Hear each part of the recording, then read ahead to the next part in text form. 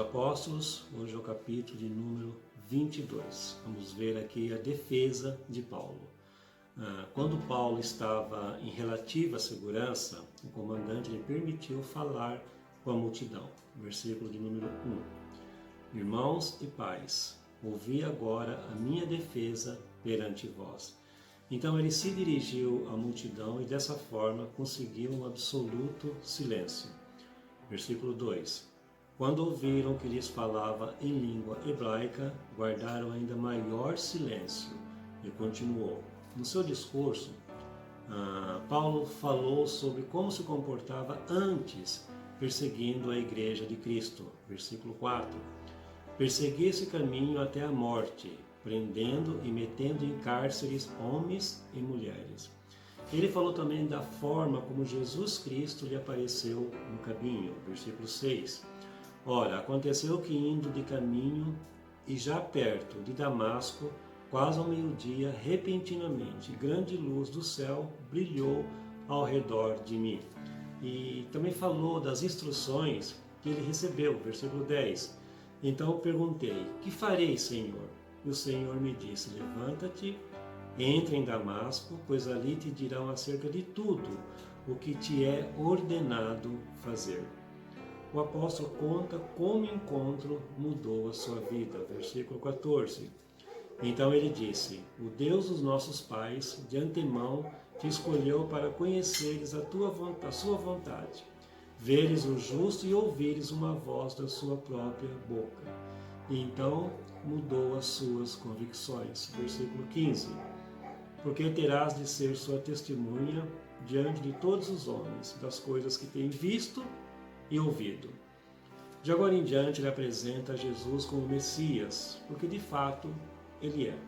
Quando Paulo estava falando sobre a morte de Estevão, versículo 20, quando se derramava o sangue de Estevão, tua testemunha, eu também estava presente, consentia nisso e até guardei as vestes dos que o matavam.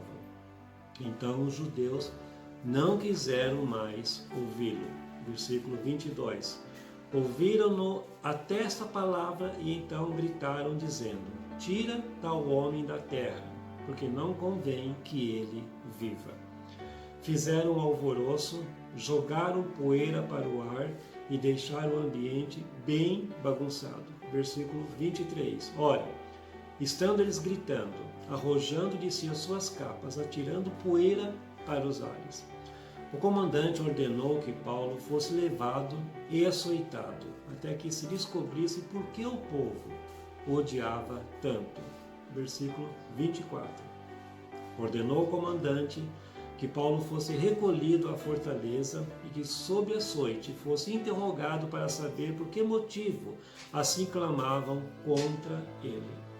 Foi nesse ponto que Paulo se apresentou como cidadão romano, características que lhe dava diversos direitos políticos e sociais dentro do império, e questionou se era justo açoitar um cidadão romano sem que ele fosse condenado.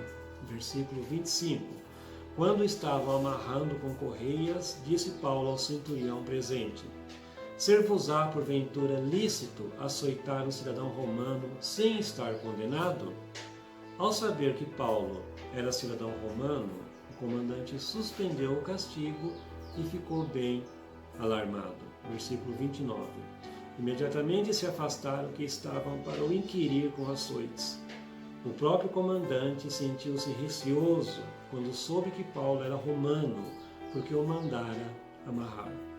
Ordenou que Paulo fosse liberto e, para saber o motivo da indignação dos judeus, deu ordem para que eles se reunissem no Sinédrio no dia seguinte. Para nós encerrarmos a leitura do capítulo de hoje, no versículo número 30.